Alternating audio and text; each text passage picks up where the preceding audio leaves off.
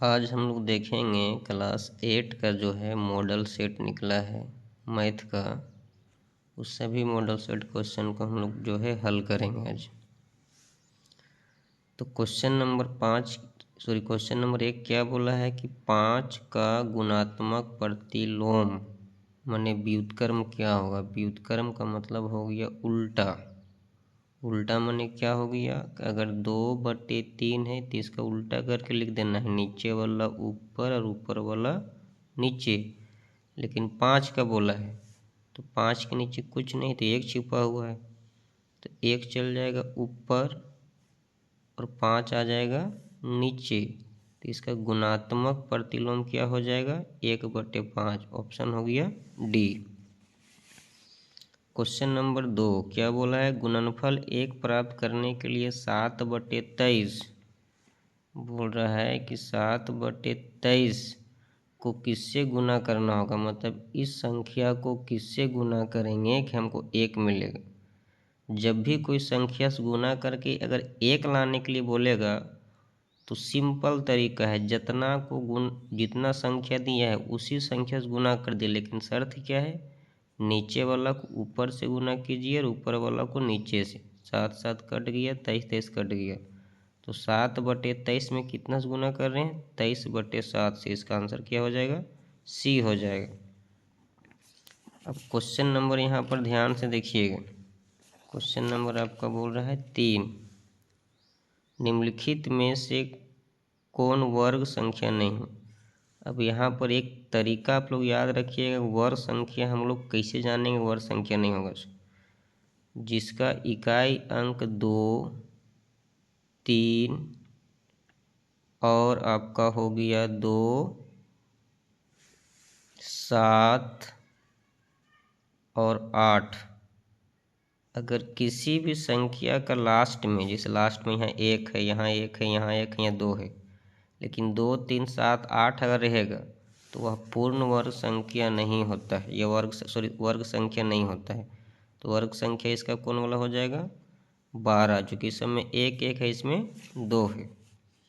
Question number 4 क्या बोला है कि 441 एवं 484 के बीच कितने पूर्ण वर्ग संख्या होंगे। अब थोड़ा सा यहाँ पर देखिएगा, 441 का अगर हम लोग कितना का वर्ग करेंगे, 441 आएगा तो हम लोग कर सकते हैं 21 का वर्ग करेंगे तो मेरा आ जाएगा 441। 484 किसका वर्ग करने पर आता है, 22 का वर्ग करने पर आता है 484। 21 और 22 के बीच कोई संख्या नज़र आ रहा है, नहीं आ रहा है, इसलिए इसका आंसर कौन हो जाएगा, 0 हो जाएगा। क्वेश्चन नंबर यहाँ पर ध्यान से देखिए 5 क्या बोला है, एक वर्गाकार फर्श जिसकी एक किनारा 5 मीटर है।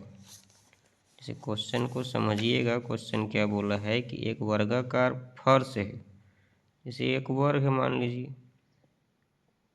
अब इस वर्ग का एक किनारा 5 मीटर दिया है, 5 मीटर, मतलब वर्ग का सभी भुजा आपस में बराबर होता है। तो इसके फर्श का क्षेत्रफल खाली जगह होगा, मतलब इसका क्षेत्रफल निकालना है। तो वर्ग का क्षेत्रफल सूत्र क्या होता है, भुजा गुने भुजा।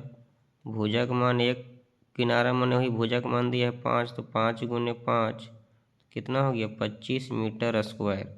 अब मीटर स्क्वायर को हिंदी में कैसे लिख सकते हैं, वर्ग मीटर लिख सकते हैं। तो 25 वर्ग इकाई दिया है, यहाँ 25 वर्ग मीटर दिया है, तो मीटर में हम लोग का मान दिया था, तो इसलिए इसका आंसर कितना हो जाएगा, 25 वर्ग मीटर। क्वेश्चन नंबर 6 क्या बोला है, -7 का पावर 3 का मान क्या होगा। जैसे -7 का पावर 3 दिया हुआ है, पावर 3 है मतलब 3 बार लिख के इसको गुना करेंगे। तो जब 3 बार लिख के इसको गुना करेंगे तो क्या हो जाएगा, minus minus plus, plus minus minus. 7 से 49, 49 को फिर 7 से गुना करेंगे 343, लेकिन चिन्ह क्या चाहिए रहेगा, माइनस। तो 343 यहाँ पर भी लेकिन यहाँ प्लस में और यहाँ माइनस में, इसलिए माइनस वाला मेरा आंसर हो जाएगा, डी हो जाएगा। क्वेश्चन नंबर 7 क्या बोला है, 2 गुने 2 गुने 3 गुने 3 गुने 4 गुने 4 गुने 4 का घनमूल क्या होगा।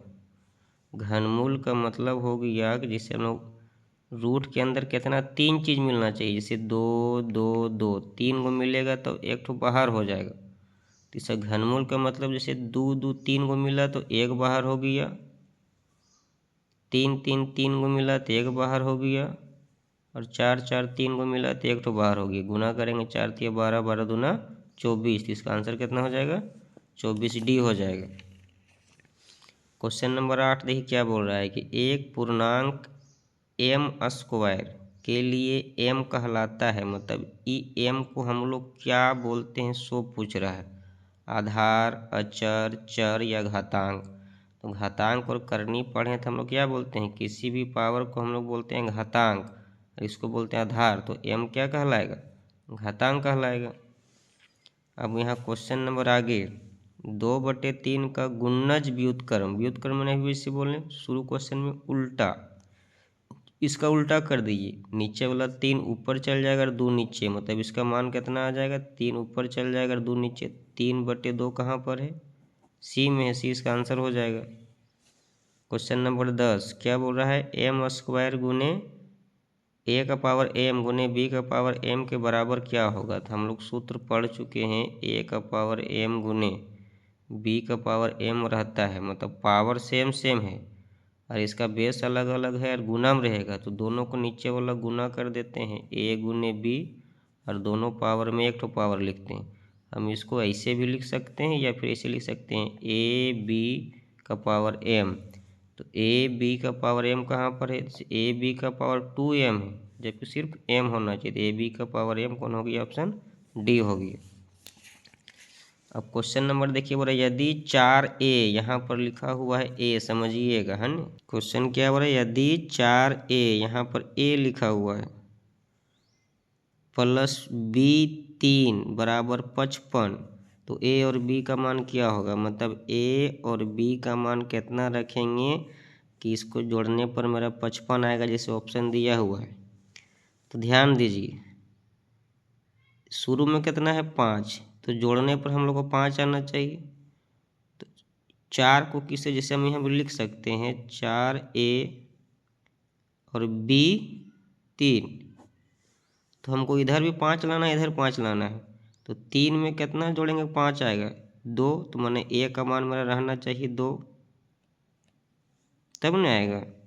जैसे 3 और 2 5, फिर 5 है, 55 लाना है ना इधर, तो 4 में कितना जोड़ेंगे? 5 आएगा, तो 1, मैंने b का मान मेरा कितना रहेगा? 1 रहेगा, तो 4 1 5 हो गया। a का मान 2, b का मान 1, a का मान 2, b का मान 1, इसका मतलब आंसर कौन सी हो जाएगा? b इसका आंसर हो जाएगा। देखिए अगला क्वेश्चन क्या बोल रहा है? यदि 2 3 4 x संख्या 6 से विभाज्य हो तो x का मान क्या होगा? जब भी इस प्रकार से क्वेश्चन रहेगा बच्चों, देखिए कैसे बनाएंगे इसको। कुछ नहीं करना है, इसको डिवाइड दे दीजिए, जितना से डिवाइड देने बोल रहा है। कितना से डिवाइड देने बोल रहा है? 6 से। 6 से भाग दीजिए तो 6 तिया 18, घटाएंगे तो 5 4, 6 9 54, कुछ नहीं बचा यहाँ पर, ऊपर सूत्र x। तो x का मान कितना रखेंगे वैल्यू कि 6 से भागा चल जाएगा। तो x मान अगर 6 रखते हैं तो 6 के 6 भागा चल जाता है। तो x का मान कितना रखना पड़ रहा है हमको? 6 रखना पड़ रहा है। तो 6 ऑप्शन में दिया हुआ है, कौन? b इसका आंसर हो जाएगा। अब यहाँ पर बोला है कि 4/7 x स्क्वायर का संख्यात्मक गुणांक लिखने बोलेगा। संख्यात्मक गुणांक, संख्या माने सिर्फ संख्या लिखना है, 1 2 3 4 5, उसके अलावा ABCD नहीं लिखना है। संख्यात्मक गुणांक जब भी लिखने बोलेगा सिर्फ संख्या लिखना है। संख्या 4/3 है, जबकि संख्या नहीं है, तो इसलिए इसका आंसर कौन सी हो जाएगा? 4/7। अब यहाँ देखिए क्वेश्चन क्या बोला है, क्वेश्चन नंबर 14। क्वेश्चन 14 बोल रहा है a + b into a + b का मान कौन वाला होगा? क्वेश्चन ध्यान से देखिएगा, a + b इंटू मैंने गुना, फिर बोला है a + b, इसका मान क्या होगा? तो हम लोग क्या जानते हैं, अगर x को x से गुना करते हैं तो x स्क्वायर, मतलब 2 सेम सेम रहता है तो पावर बढ़ जाता है। तो a + b सेम सेम है, तो a + b का होल स्क्वायर इसे लिख सकते हैं हम लोग आराम से। तो a + b का होल स्क्वायर कहाँ लिखा हुआ है? सी में लिखा है, इसलिए इसका आंसर हो जाएगा सी। क्वेश्चन नंबर 15 क्या बोल रहा है? a + b का होल स्क्वायर का मान क्या होगा? जैसे क्वेश्चन आपका यहाँ पर दे दिया है a + 2 का होल स्क्वायर का मान पूछा है क्या होगा। तो अभी हम लोग देखें कि a प्लस, जैसे a है और b है, कौन सी सूत्र बन जाएगा तुम्हारा, ए प्लस बी का होल स्क्वायर बन जाएगा। तो फॉर्मूला होता है A square plus 2ab plus B square.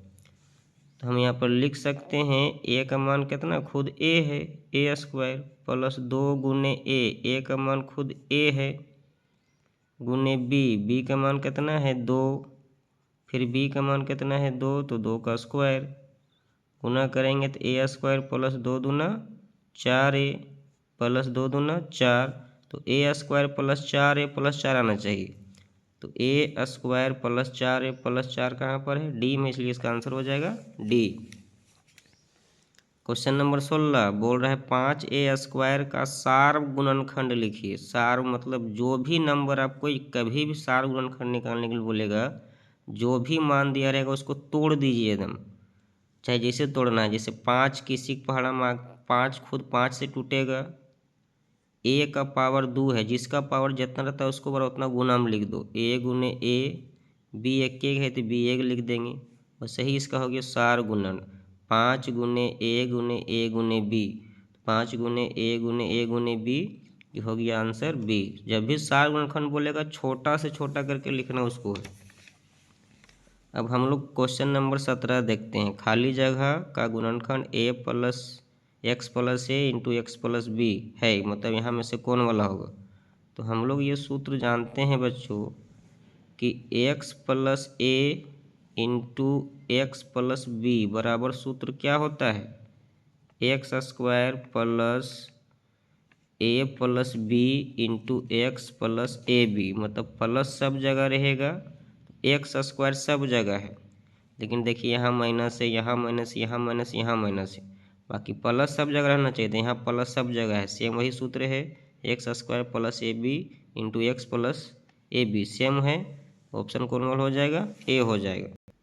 Question number देखेंगे 18 बोला एक रेखिक समीकरण के कितने हल हो सकते हैं। तो याद रखिएगा कि एक रेखिक समीकरण का सिर्फ एक हल होता है। कितना हल होता है, सिर्फ एक हल होता है। क्वेश्चन नंबर 19 में क्या बोल रहा है, 5x प्लस 7 बराबर 2x प्लस 8 समीकरण का एक हल है। मतलब x का मान यहाँ पर दिया हुआ है, तो x का मान इसका निकालिए, कितना x का मान निकलेगा। तो क्वेश्चन मेरा क्या दिया हुआ है, 5x प्लस 7 दिया हुआ है, 5x प्लस 7 बराबर 2x प्लस 8 ही दिया हुआ है। इसको हल करके देखते हैं, x का मान निकालिए। तो जात जात को एक तरफ करें, 5x 2x प्लस में इधर आएगा तो माइनस में 2x बराबर इधर 8 बच गया, 7 इधर प्लस में इधर आएगा तो माइनस में 7, 5x में 2x माइनस करेंगे तो 3x, 8 में 7 घटाएंगे तो 1, तो x बराबर 1, 3 गुना में इधर आएगा तो बट्टा में, तो x मान कितना निकल गया 1/3।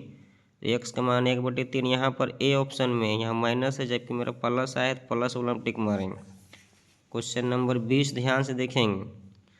50 आमों के समूह में 40% आम पके हुए, जैसे 50 गो आम है कुल, 50 में कितना आम पका हुआ है 40%, 50 का 40% आम पक गया है, तो पके हुए आमों की संख्या निकालिए।